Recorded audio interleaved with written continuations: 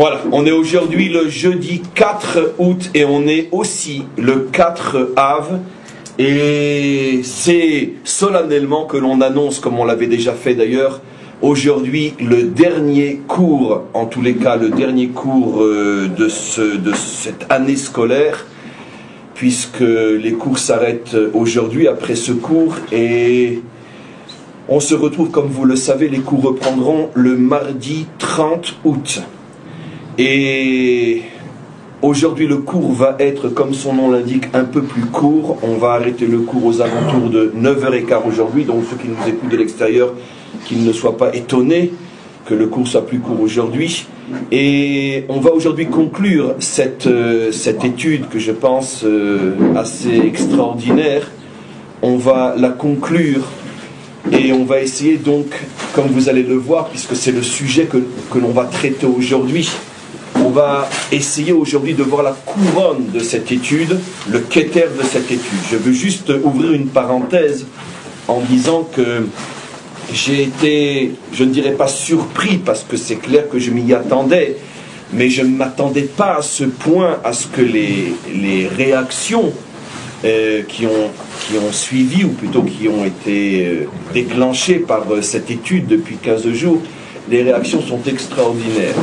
Des milliers de personnes ont découvert le rabbi sous un autre angle, parce que comme je l'ai dit hier, il n'y a pas un juif sur terre qui n'a pas connu le rabbi, qui n'a pas entendu parler de l'œuvre du rabbi, mais 99,9% de tous ces juifs qui connaissaient le rabbi l'ont connu surtout, on pourrait dire, comme je l'ai dit hier, dans sa dimension d'homme d'action qui a agi et transformé sa génération sur le terrain. Mais très rares, très très rares sont ceux qui l'ont connu aussi comme l'un des plus grands géants de la Torah de ces nombreuses dernières générations. Et donc cette étude qui dure et qui se termine aujourd'hui, qui dure depuis 15 jours, a permis à des milliers de juifs et voire même de non-juifs dans le monde de se rendre compte que il y a toujours, puisque les œuvres sont là, les livres sont là, les écrits sont là, les enseignements même oraux sont là, enregistrés, qu'il y a véritablement une source intéressable d'enseignements qui, dans l'esprit du cours d'hier, sont encore en avance sur notre demain. En tous les cas, on va terminer, et le cours est aujourd'hui.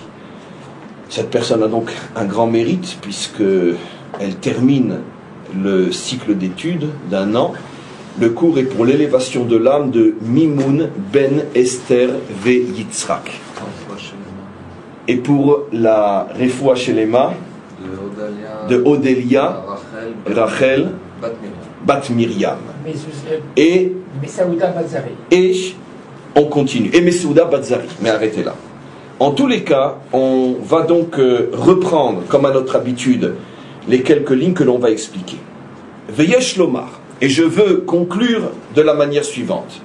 Chez Gilou Inyan Zedelit Ben Atar Ediot, ce que nous avons expliqué depuis 15 jours, que l'endroit du temple, pas seulement le temple, mais l'endroit du troisième temple, est un endroit qui n'est pas commun. Rappelez-vous surtout le cours d'hier.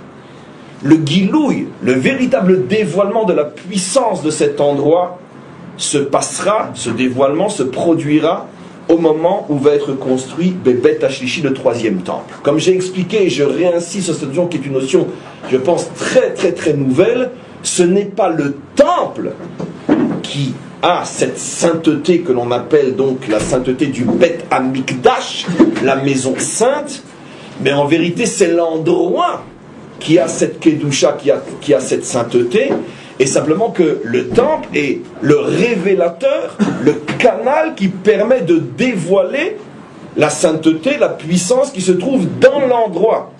Et donc quand il n'y a pas le temple, la sainteté n'est absolument pas diminuée ou affaiblie, simplement qu'elle est enfouie, cachée à l'intérieur de l'endroit, parce qu'elle n'a pas de canal par lequel sortir.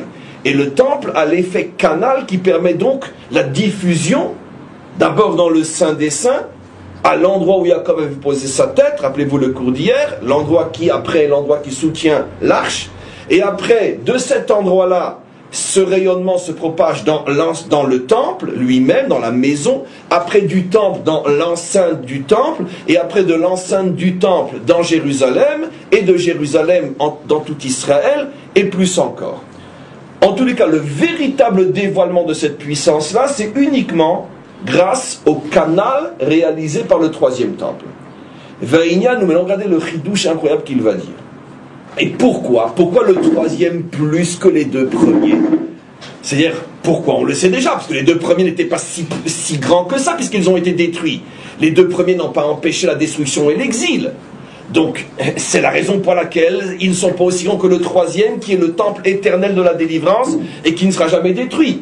Mais la question du rabbi, c'est pourquoi plus en profondeur encore? Parce que ça, c'est ce qu'on vient de dire. C'est la conséquence, c'est le comment. Mais le rabbi cherche le pourquoi. Le rabbi est un maître de chassidout. La chassidout cherche le pourquoi, non le comment. Et donc il explique. Regardez le chidouche qu'il va dire. Des bêtes rishon et sheni, parce que les deux premiers temples, Em bedalet otiot deshem avaye, n'étaient qu'au niveau des 4 lettres du nom divin. Chez Romzim Alesser Sfirot, qui font allusion aux 10 attributs divins. Le Bet Rishon, à l'intérieur des 4 lettres du nom divin,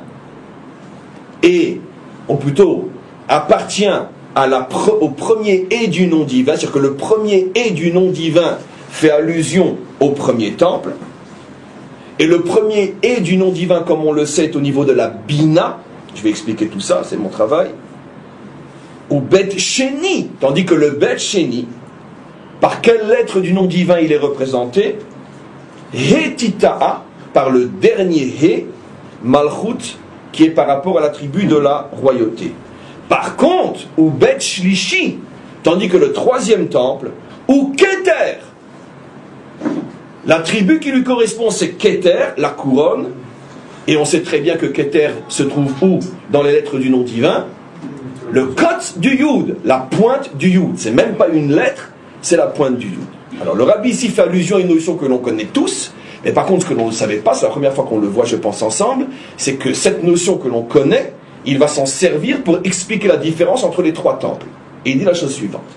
On sait tous que les maîtres de la Kabbalah ont décomposé le nom divin de 4 lettres en 5. 4 lettres, mais 5 parties. Pourquoi? Parce que la première lettre, le Yud, c'est 2 parties. Le corps du Yud et la pointe du Yud, qu'on appelle le Kotz du Yud. Il y a bien sûr une allusion extraordinaire dans ce nom, Kotz, parce que le mot Kotz, on le prononce Kotz, mais il est écrit Ketz, qui fait aussi allusion à la délivrance. Ce qui veut dire que cette partie-là fait allusion au dévoilement divin le plus haut, qui est associé au Ketz Ayamin, à la délivrance finale, puisque dans les prophètes, la délivrance finale est souvent appelée Ketz.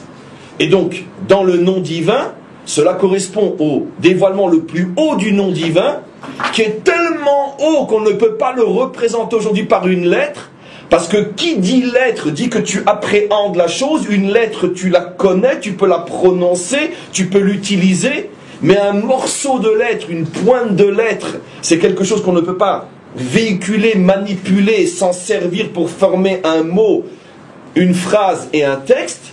Et la raison pour laquelle la délivrance finale est représentée par le Kotz du Yud, c'est comme pour nous montrer que la délivrance finale appartient à une dimension qui est encore complètement au-dessus de nous, au point qu'il n'y a pas encore de lettres pour la représenter. On ne peut pas encore en parler, parce que qui dit lettre dit langage. Et donc quelque chose de très très haut.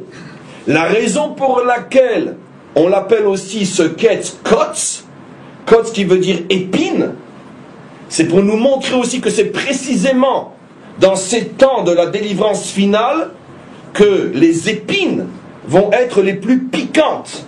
Ça veut dire que les nations vont essayer de nous porter leur dernier coup. Et ça fait allusion à une notion de Kabbalah très connue.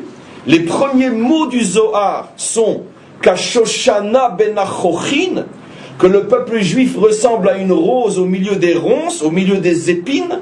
Et ces épines, dit le Zohar, ce sont tous ceux qui, dans l'histoire, essayent de détruire la rose. Et donc c'est la raison pour laquelle, c'est précisément au moment où on parle du ketz, de la délivrance finale, qu'on fait aussi allusion au kotz, à l'épine, comme pour dire qu'il faut s'attendre précisément en fin d'histoire aux attaques les plus douloureuses. Par exemple, bien sûr, la Shoah comme on le sait. Et donc en tous les cas, qu'est-ce qu'explique le Rabbi?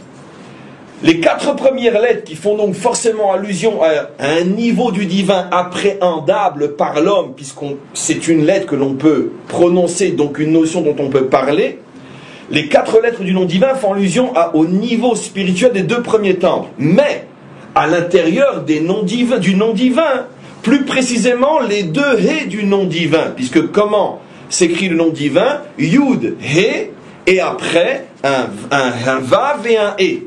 Vous remarquerez qu'en vérité, le nom divin, c'est en vérité 2 sortes de lettres, He et Yud. Parce que le Yud et le Vav, le Rabbi le dit ici, mais je ne l'ai pas lu, le Yud et le Vav, c'est pratiquement la même lettre. Puisque qu'est-ce que c'est un Vav? C'est un Yud qui descend jusqu'en bas. C'est vraiment un Yud qui descend jusqu'en bas. Quelle est la différence entre Yud et Vav? C'est que le Yud représente une lumière qui est encore très haute, alors que le Vav représente la capacité de faire descendre cette même lumière vers le bas.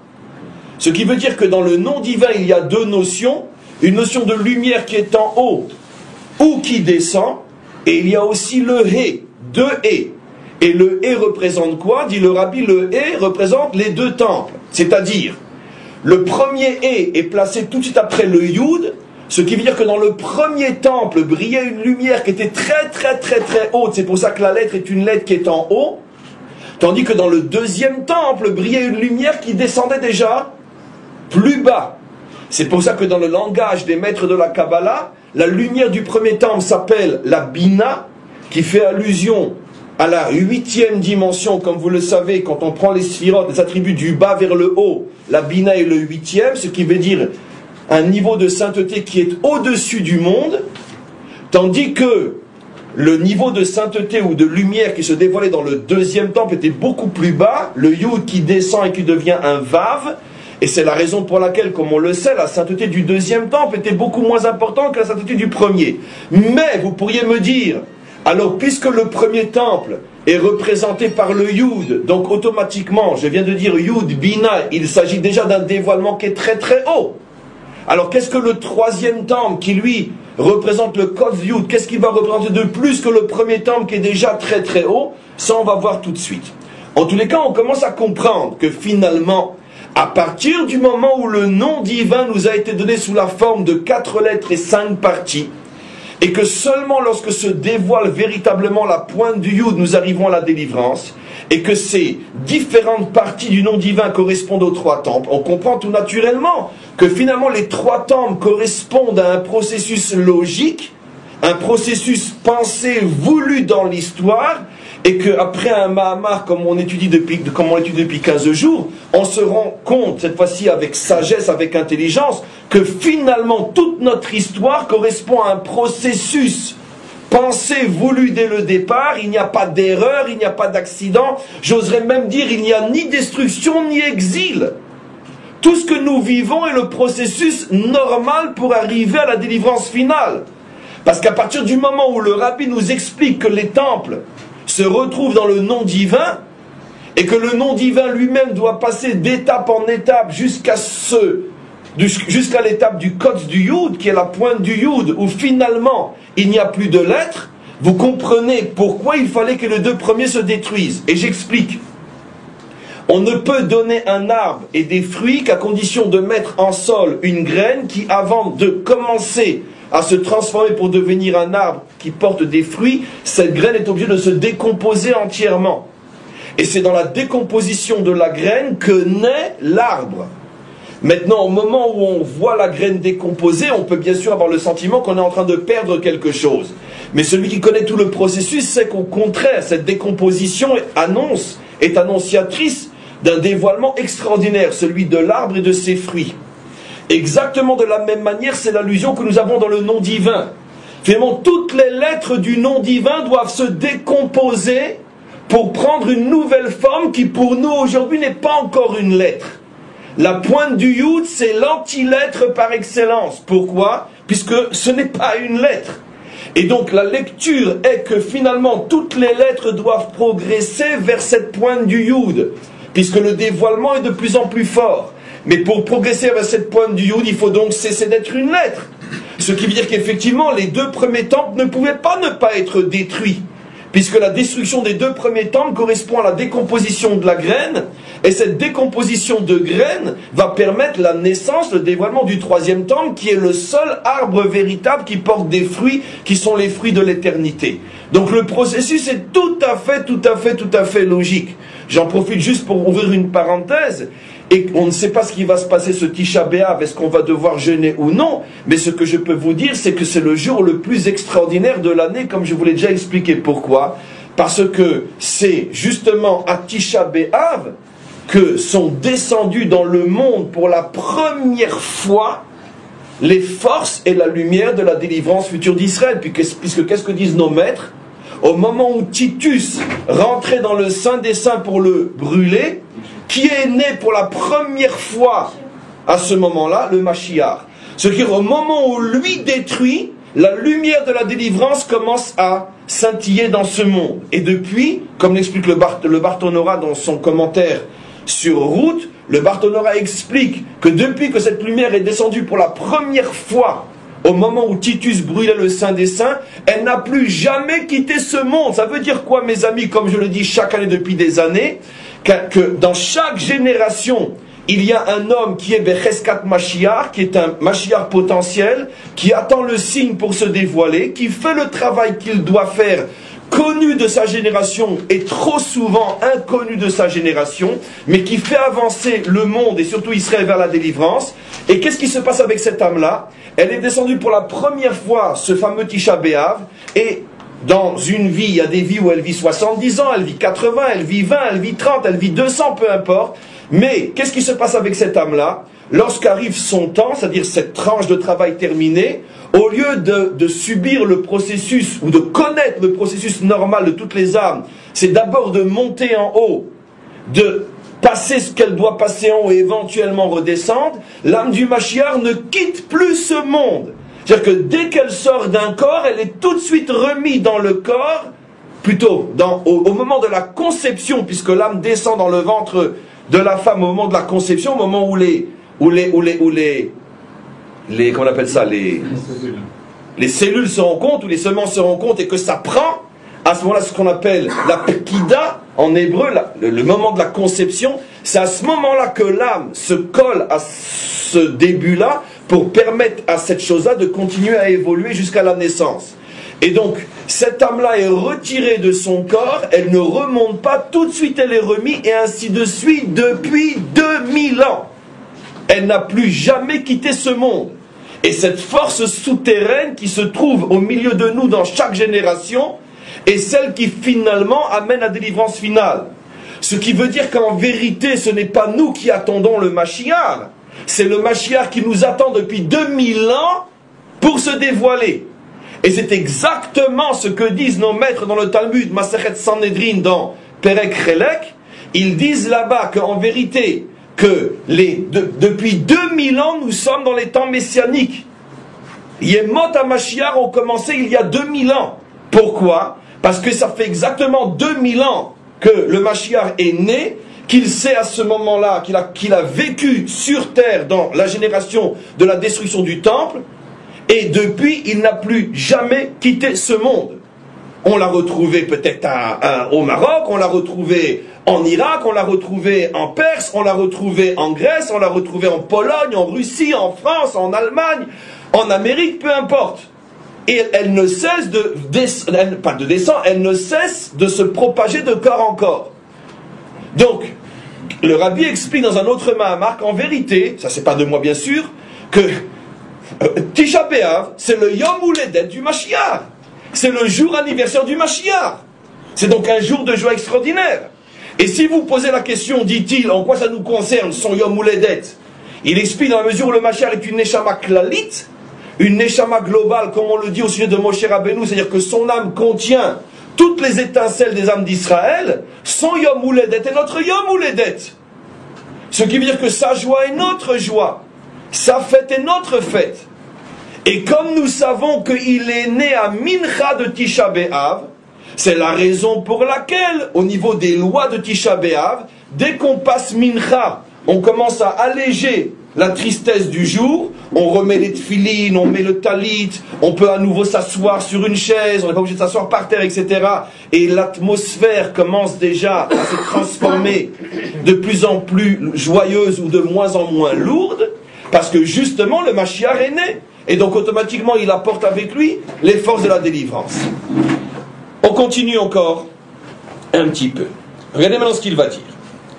Ve'ine, et sache, Be'eser Sfirot, que dans les 10 attributs représentés par les 4 premières lettres, Agilouy ve'aelem shebaem orot ve'kelim em shnei inyanim.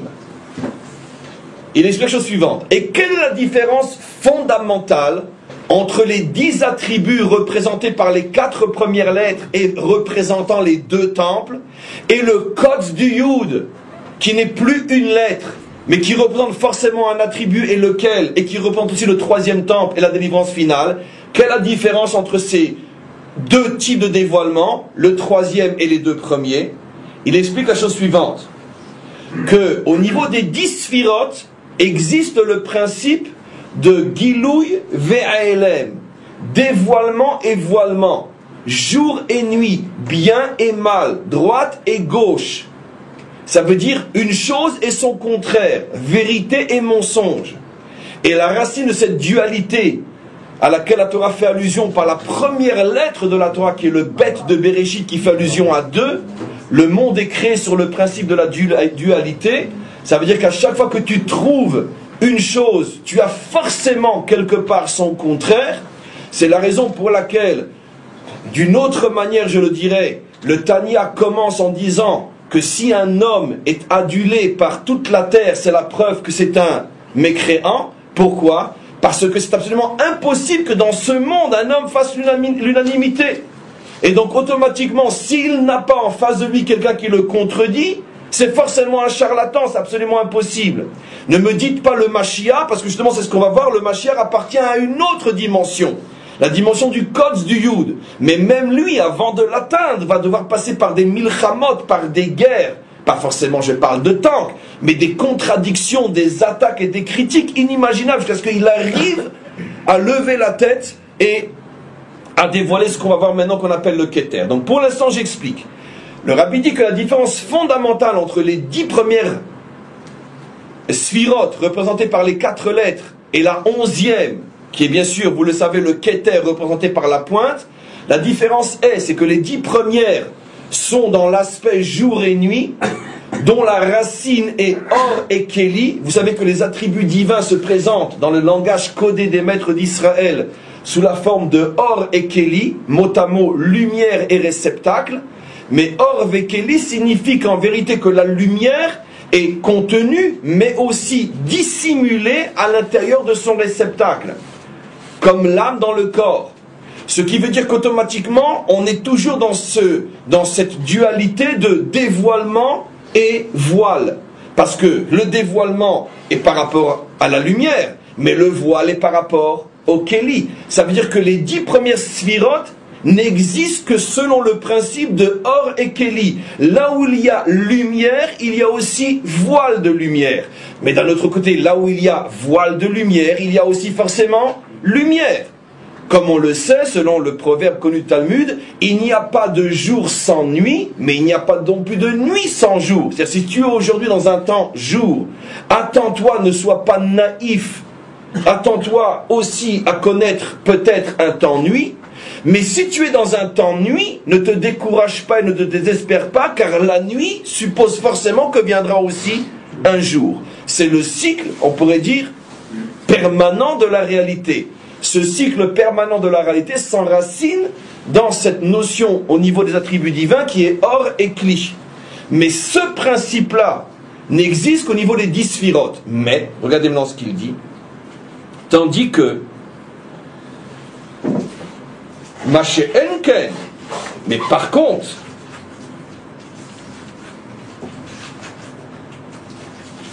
des Gilouy ve'aelem, mais sache, dit-il, que ce principe de la dualité, lumière, voile de lumière, jour, nuit, bien, mal, n'existe qu'au niveau des rayonnements de Dieu, mais pas au niveau de Dieu lui-même. Par contre, Akadosh Baruch Hu Shelema la Mishnehem, mais Dieu lui-même dans son essence est au-dessus à la fois et de la lumière et de son voile. Dieu est au-dessus et du or et du keli. Et ça correspond à quoi? Je vais expliquer bien sûr tout de suite.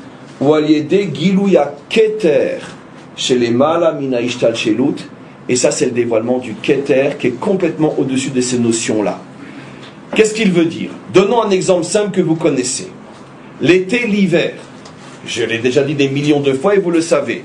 On a tous déjà pris l'avion en plein hiver où on ne voit même pas plus haut au-dessus de sa tête que 50 cm tellement les nuages gris sont bas et la pluie et le froid, etc.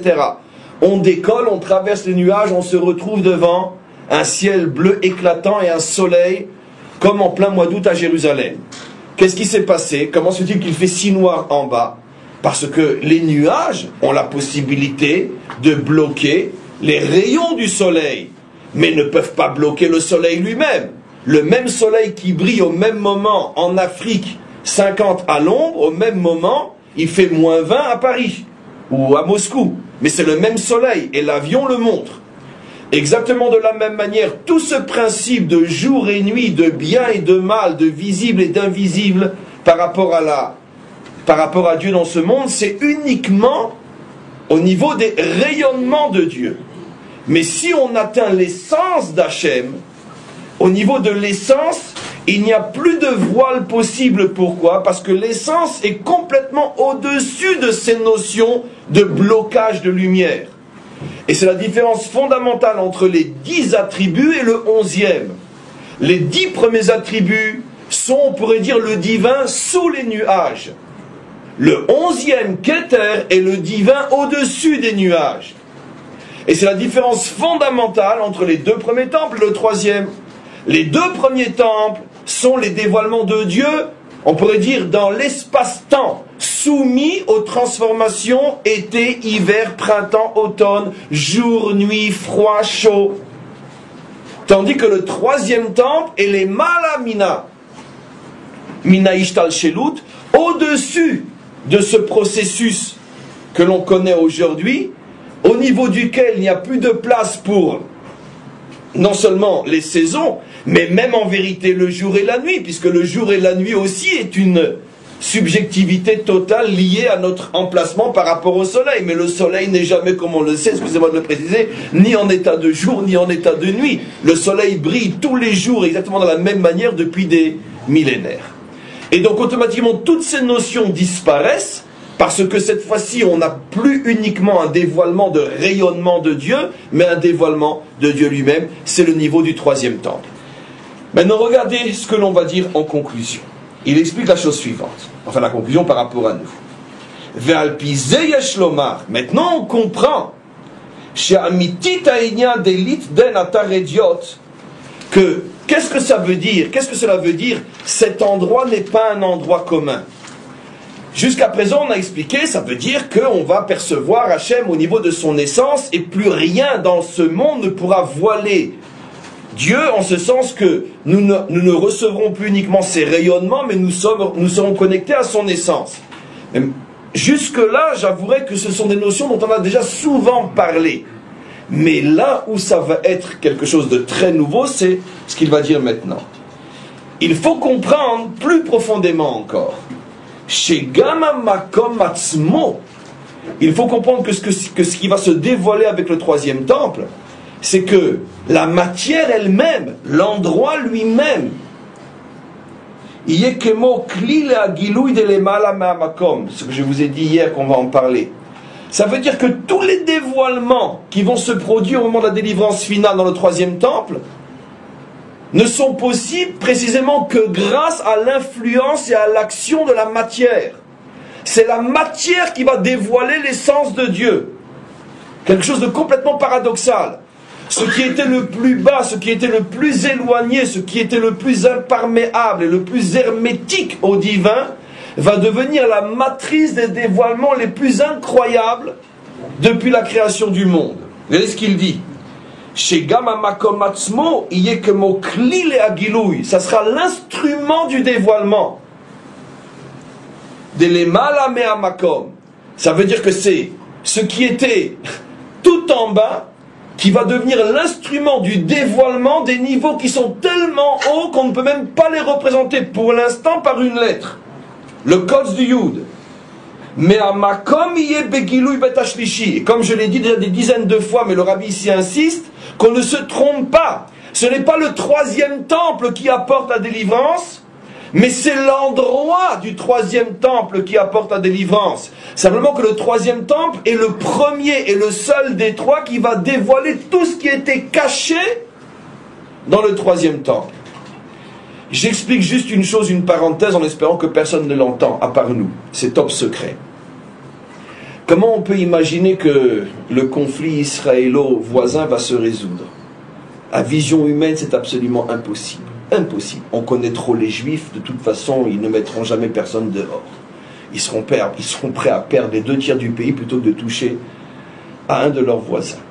Et nos ennemis le savent, et c'est pour ça qu'ils continuent à demander, en se disant qu'un jour, ils n'auront plus qu'une barque à nous offrir pour nous couler en mer.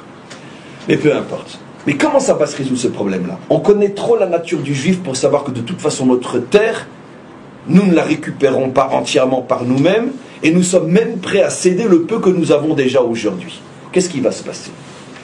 Écoutez-moi bien, je l'ai déjà dit, mais c'est véritablement ce que nous allons voir. Ne peut vivre sur cette terre un ennemi d'Israël que tant que la sainteté qui est dans cette terre est encore voilée. Et donc cette terre, malheureusement, pour nous, mais c'est par nos fautes, peut supporter une présence étrangère et ennemie à Israël sur cette terre. Mais dès que la Kedusha de cette terre va commencer à se dévoiler, à ce moment-là va s'accomplir à la perfection et la terre vomira ses habitants, ceux qui ne méritent pas d'y être. Ce qui veut dire qu'automatiquement, au moment où la véritable nature de cette terre se dévoile, mais pour que la véritable nature de cette terre se dévoile, il faut d'abord que la véritable nature d'Israël se dévoile, qu'Israël revienne à son identité. À ce moment-là, tous ceux qui sur cette terre vont contre le projet seront vomis, sans que l'on ait besoin nous-mêmes d'agir. Qu'est-ce qui se passera concrètement? Toutes sortes de choses qui font que les habitants de cette terre se rendront compte que ce n'est pas leur place. Il y a suffisamment de places libres, pas si loin d'ici, qui ne demandent qu'à être habités, peuplés et construits. Et les Juifs, de toute façon, sont tellement niais qu'ils seront prêts à donner des milliards aussi pour qu'on les aide à se reconstruire ailleurs. Mais d'eux-mêmes, ils supplieront de partir. Pourquoi? Parce qu'ils verront que partout où est installé un Juif, ça prospère d'une manière extraordinaire. Et partout où est installé un ennemi d'Israël, je ne dirais pas un non-Juif, mais un ennemi d'Israël, je précise la différence, il n'y a que la poisse là-bas. La terre ne donne rien, il n'y a que des maladies, des tremblements, des trucs, des machins. C'est impossible à vivre, l'enfer. Eux-mêmes, ils prendront leur valise et ils partiront. Mais pour que l'on mérite ça, il faut dévoiler ce que cette terre contient.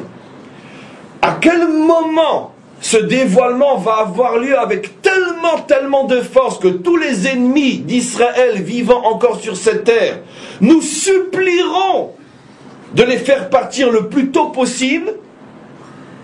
À ce moment-là, quand le troisième temple va être reconstruit, ce n'est pas encore la dernière étape de la délivrance. Rappelez-vous le grand chidouche que l'on a lu au début de ce texte et qu'on a prouvé dans le Rambam, puisque le vrai kibbutz galouyot ne vient qu'après.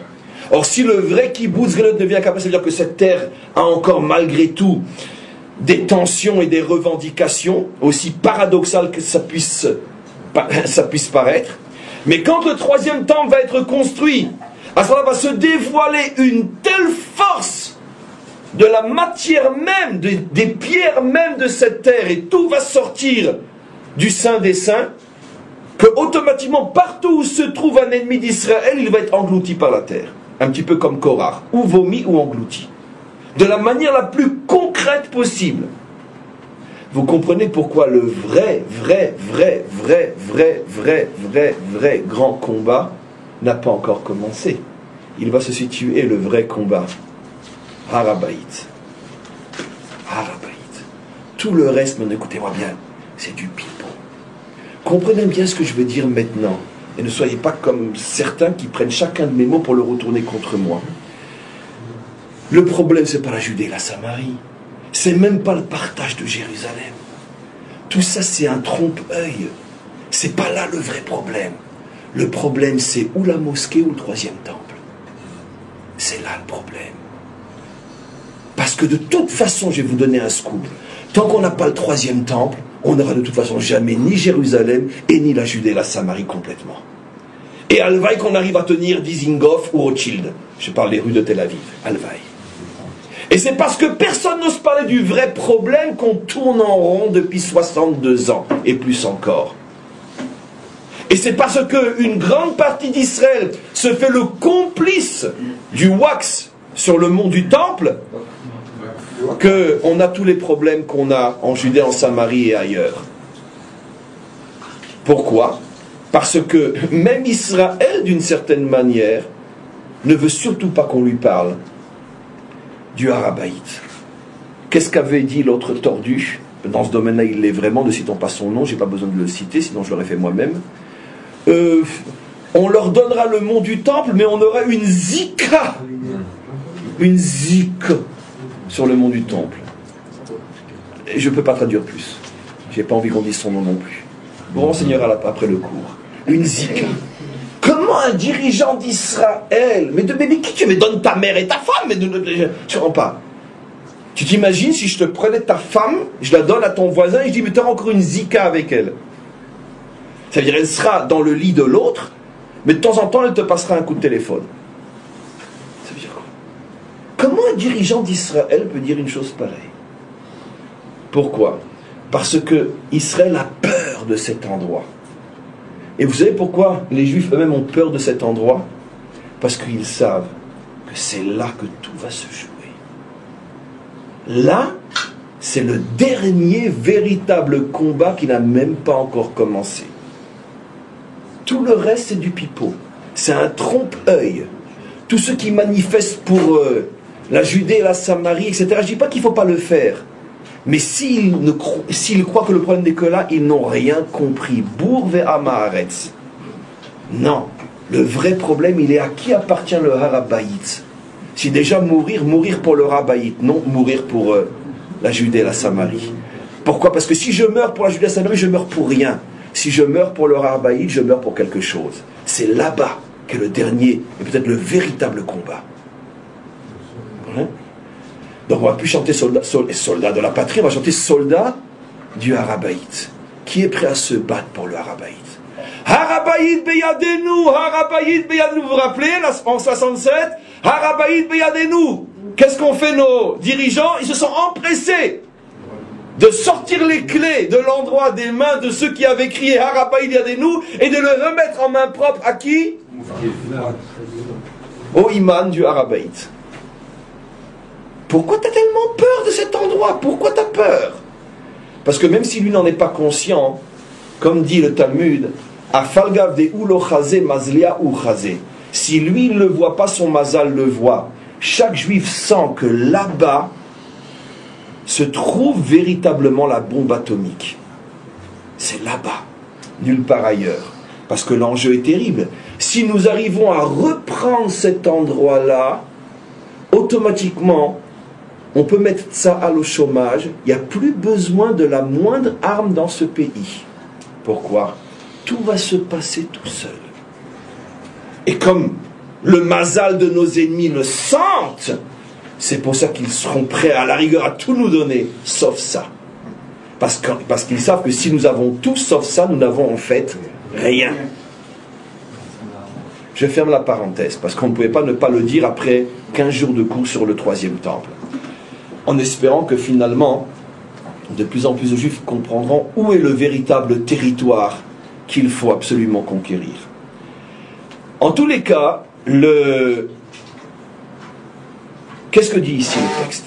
Il dit que finalement, c'est une notion qu'on avait déjà rapportée, mais cette fois-ci on la voit appliquée au temple lui-même, cette notion qui est une des notions fortes de la Chassidut, qui dit dans son langage complètement codé et métaphorique que les atid lavo aneshama mitparneset me'aguf, que la révolution inimaginable de la délivrance finale, qui est une véritable révolution, c'est qu'il va y avoir un renversement total de toutes les normes, de toutes les valeurs connues, même dans les meilleurs moments de notre histoire spirituelle, un renversement bouleversant de toutes les normes acquises et connues jusqu'alors.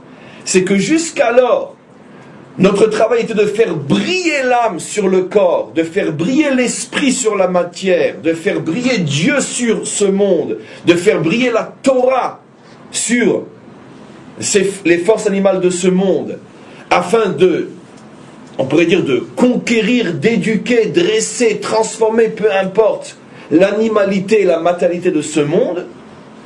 C'est-à-dire que dans cette présentation des choses, le monde est toujours l'obstacle, l'animal sauvage qu'il faut dompter, et le sauveur est l'âme, donc la spiritualité.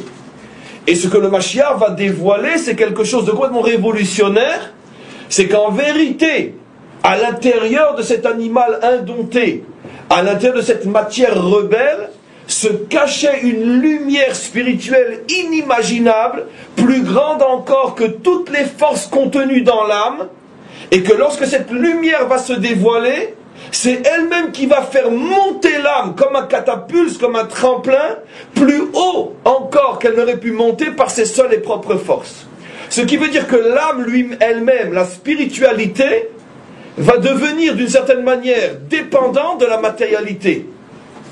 Dit d'une manière encore beaucoup plus claire, la sainteté contenue dans ce monde se trouve essentiellement dans l'atome, comme quelque chose qui est extrêmement contracté, l'atome de ce monde qui est l'endroit précis où Yaakov a posé sa tête. L'endroit où sera posée l'arche sainte pour l'éternité dans le troisième temple.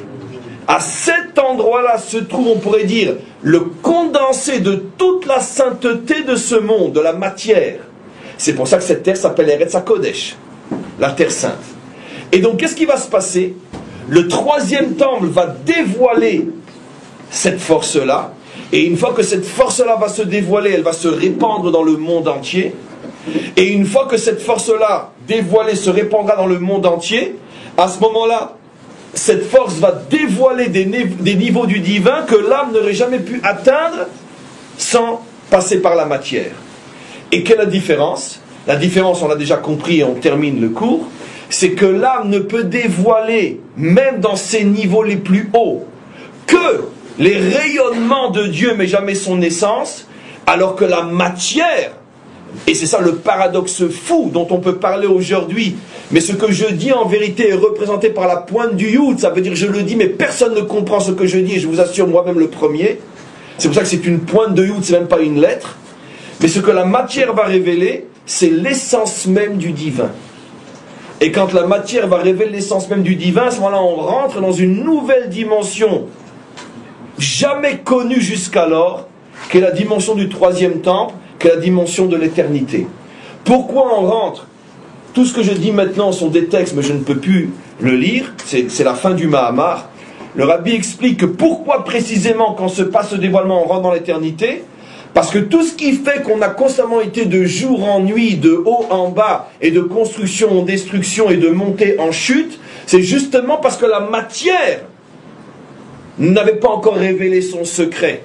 Et donc comme on était toujours en état de tension et de combat entre l'âme et le corps, et combien de temps on peut soumettre un ennemi? Combien de temps on peut soumettre un ennemi? Tôt ou tard, il relève la tête. Et donc, tu ne peux pas vivre dans cet état en permanence. C'est forcément voué à l'échec. C'est pour ça que la seule possibilité pour avoir véritablement la paix avec ton ennemi, c'est de transformer en ami. C'est bien sûr, comme vous l'avez évoqué, les deux grandes facettes, les deux grandes phases de l'histoire humaine, itkafia veitapra, l'étape de la soumission et l'étape de la transformation. Ce que la délivrance finale va produire dans ce monde, c'est la transformation de la matière. Elle n'est plus ennemie, elle n'est plus à soumettre, elle est complètement transformée. Mais ça, c'est la première étape. Mais après se produit une autre étape qui est que non seulement la matière est transformée, mais la matière, une fois transformée, va montrer et prouver que finalement nous ne l'avions pas comprise, nous l'avions méprisée, humiliée, et nous avions cherché la vérité en dehors d'elle, parce que finalement elle nous montrera que c'est elle qui est la plus proche du maître du monde. Et c'est ça, le véritable sens de Hachem Echad, que Dieu est un, que finalement l'humanité tout entière, pas seulement Israël bien sûr, puisqu'on parle de la délivrance finale, que l'humanité tout entière se rendra compte que véritablement tout est un, en ce sens que rien n'avait échappé à son contrôle, et là où on le croyait absent, c'est précisément là qu'il était plus présent que nulle part ailleurs. Amen, Vechaim Yirason. On arrête donc ce cycle d'études pour cette année, et Bezrat Hashem, on reprendra donc le 30 mai, le 30 août, simplement que, comme je voulais annoncer,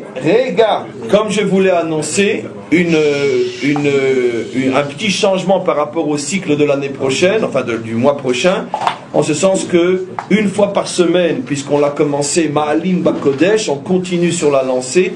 On introduira donc une fois par semaine une étude sur un Mahamar qui durera très longtemps chaque Mahamar, puisqu'en le faisant pendant 15 jours tous les jours, on n'a même pas fait le tiers de ce Mahamar. Imaginez-vous seulement une fois par semaine, on prendra un Mahamar que l'on prendra du début jusqu'à la fin et que l'on fera pendant, je pense, plusieurs mois.